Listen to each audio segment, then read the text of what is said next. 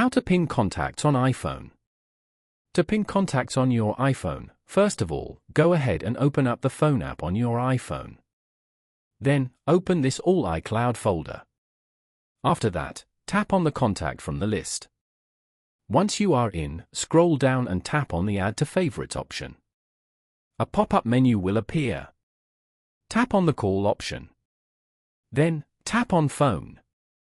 After that, tap on the number. Then, you need to go to the bottom left corner and tap on the star icon. Now, the contact is added to your favorites.